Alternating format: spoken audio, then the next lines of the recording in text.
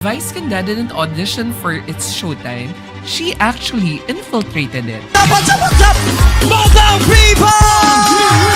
Noong nagsimula yung showtime, no one imagined na itong baklang stand-up from Team Mog would become the heart, soul, and the thermostat to a lot of Filipino households watching noontime shows. Pag yung taxi, ayaw ng malayo, kulay puti. San po kayo? Ay, sa Mandaluyong. Sa Mandaluyong. Ay, ang layo. Siyempre, sasakay ba ako kung malapit? Sana nilakad ko na lang. A lot of scholars would categorize its showtime, no, na hindi lang siya variety show, it's actually the country's lunch break on HD. Bukod sa hirap ng trabaho sa ibang bansa, ang pinakamahirap na hinaharap ng mga Pilipino doon ay yung pagka-miss nila sa mga pamilya nila sa Pilipinas.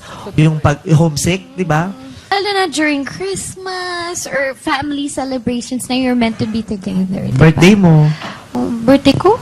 Hindi ko yan, birthday mo. Yung... Oo. Uy, ano?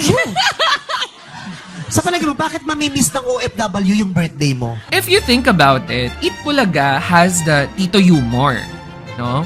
And when you look at its showtime, you have the baklang barkada energy. Vice, I love you.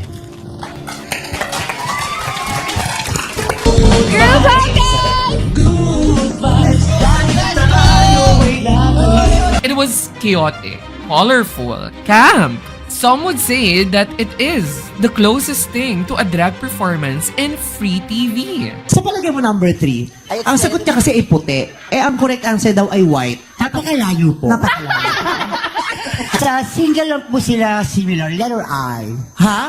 Isang single lang po sila similar, letter I lang, puti, white.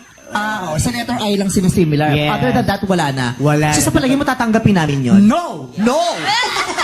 Alam mo yun, like Vice Ganda turned a noontime show to a cultural reflection. Through her banters with Anne, her rants, her vulnerability, actually dito rin nabuo ang Treaty of Paris ng mga bakla at mga girly pop na mga babae. Kaya, Sister Ed, eto na. Pumangit ka na. Di pumangit! Ano pumangit ka na? Ay, mali pala yung pagkabasa mo. Grabe! Pumagit na ka na.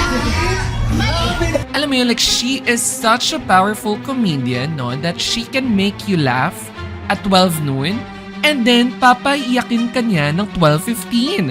Naiyak ka ba? Umiiyak? Ba't ka umiiyak?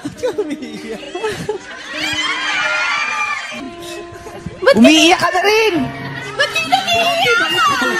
And if we're going to talk about it, in a country so conservative to the core, Vice may being bakla look normal, feel normal, and seem normal. That's the quiet revolution on not just being seen, but scheduled daily every 12 noon. Ganda!